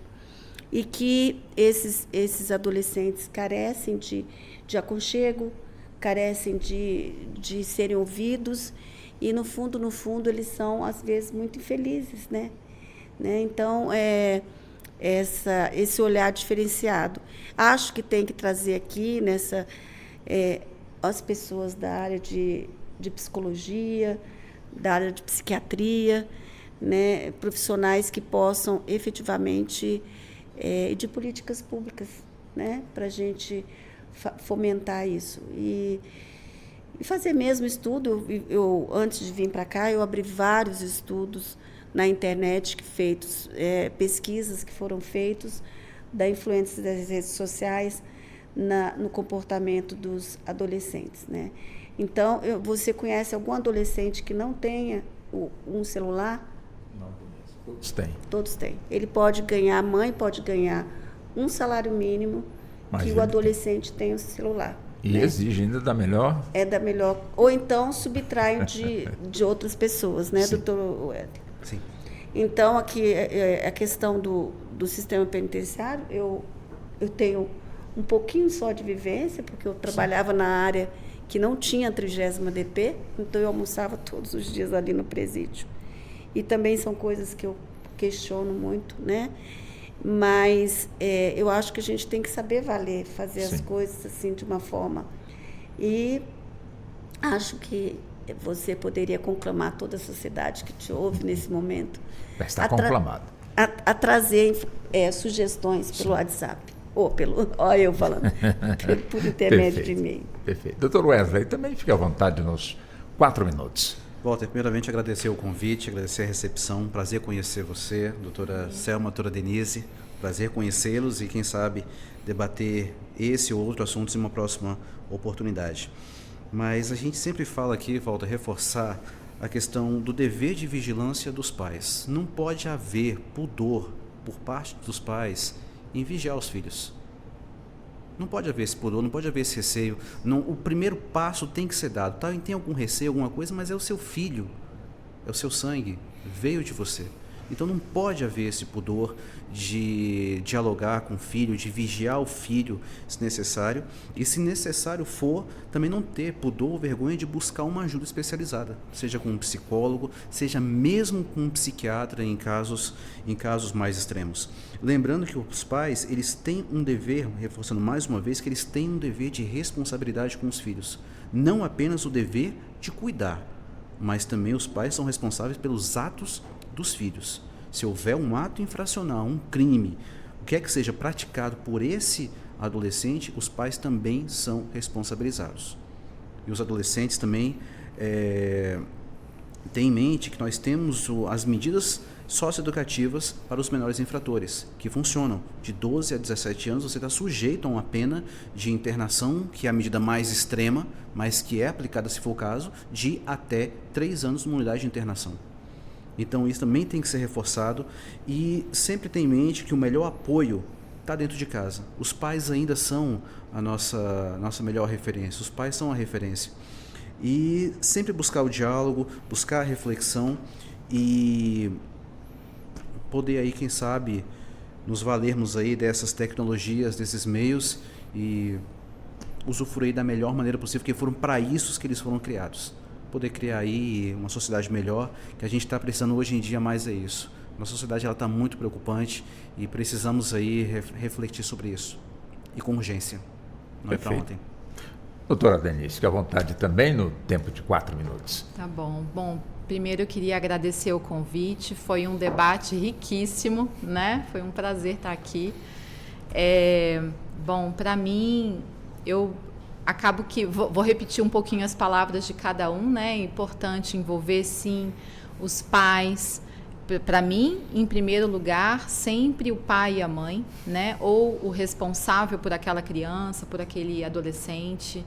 Em segundo lugar, a escola, né? A escola é parceira, né? Os professores, escutar os professores, que esses pais participem de atividades dentro das escolas, reuniões de pais, palestras. Eu, como mãe, eu tento estar presente na maior parte do que a escola propõe, mas nem sempre é possível, mas eu vejo que eu sou a minoria.